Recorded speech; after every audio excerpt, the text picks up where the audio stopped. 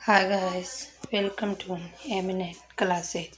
हमने पिछले वीडियो में मरुस्थल के महत्वपूर्ण बिंदुओं के बारे में बात कर रहे थे, जिनमें से हमने कड़हिन झील, रन या टाट और तीसरा था अपने जलपट्टी और आकलवुड फॉसिल पार्क के बारे में हमने पढ़ लिया था। आज हम बात करते हैं बाफ बोल्डर बनले की कि बाफ बोल्डर बनले है वो क्या है। तो बाफ बोल्डर बनले कहाँ पाए जाते हैं? तो ये पाए जाते हैं जोधपुर के अंदर। और ये क्या होते हैं बाफ बोल्डर बनले होते क्या हैं? तो ये होते हैं हिमानी के द्वारा अपर्दन करके जो जमा किए गए अवसाद हैं, उन अवसादों को ही बोल्डर बनले कहा जाता है। हिमानी के द्वारा जो अपर्दन होता है, उसी के द्वारा जो जमा किए गए अवसाद हैं, उन्हीं को बोल्डर बनले कहते हैं। ये वो बाफ बोल्डर बनले हैं। इसका समय काल पूछ लिया जाए कि ये कौन से समय के हैं, तो जो बाफ बोल्डर बनले हैं वो पर्मो कार्बोनीफेरस के समय के हैं। कौन से समय के हैं? पर्मो कार्बोनीफेरस समय के हैं। आगे हम बात करते हैं नकलिस्तान या मरु उद्यान, या उसको ओसिस भी बोलते हैं। तो आपके अनुसार नकलिस्तान कहते किसे हैं? तो नकलिस्तान उस क्षेत्र को कहा जाता है जहाँ पर मरुस्थलीय क्षेत्र, जहाँ जल बेसिन के कारण हरियाली विकसित हो जाती है, जिसे नकलिस्तान कहते हैं। कि एक मरुस्थलीय क्षेत्र है, वहाँ पे एक जलपट्टी के कारण थोड़ी दूर में हरियाली विकसित हो जाती है और उसी कारण उसको नकलिस्तान भी कहते हैं। क्योंकि नकलिस्तान का मतलब एक नक्कल की तरह लग रहा है कि पता नहीं है या नहीं है, इसी प्रकार से। आगे हम बात करते हैं कि दोहरे किसे कहते हैं? दोहरे और धरियन। तो दोहरे उसे बोला जाता है जहाँ पर लहरदार बालू का स्तूप होते हैं। कौन से होते हैं? जहाँ पर लहरदार बालू का स्तूप होते हैं, ऐसे लहरदार बालू का स्तूप होते हैं, उनको बोलते हैं अपन दोहरे।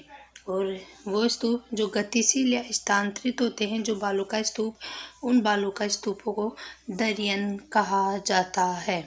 गतिशील या स्थानांतरित जो बालू का स्तूप होते हैं, उनको दरियन कहते हैं कि एक ही जगह स्थायी रूप से है। आगे हम बात करें कि दोहरे तथा दरियन है वो सर्वाधिक कहाँ पर पाए जाते हैं? तो दोहरे तथा दरियन सर्वाधिक जैसलमेर के अंदर पाए जाते हैं। आगे हम बात करते हैं पीवना। तो पीवना क्या है? पीवना के बारे में बात करते हैं कि पीवना है वो पीवना क्या है? तो पीवना है वो एक सांप की प्रजाति है।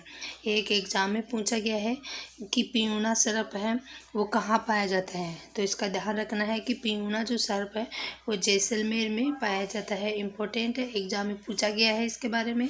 और पीवना जो सर्प है उसका कलर होता है वो होता है पीला, उसका रंग पीला होता है।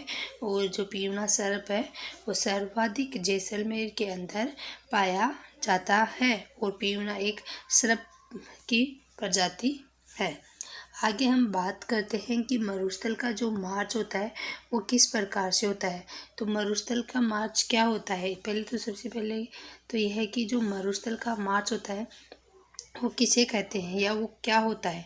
तो मरुस्थल का मार्च उसे कहते हैं जो मरुस्थल को आगे बढ़ाता है। मरुस्थल को आगे बढ़ाने को ही मरुस्थल का मार्च कहते हैं। इसकी दिशा होती है अरावली की तरह से दक्षिण पूर्व से उत्तर पूर्व की ओर, दक्षिण पश्चिम से उत्तर पूर्व की ओर जो मरुस्थल का मार्च होता है उसकी दिशा होती है। और इसका विस्तार हरियाणा में है। कारण क्या है? इसका मेन कारण क्या है कि मरुस्थल का मार्च क्यों होता है?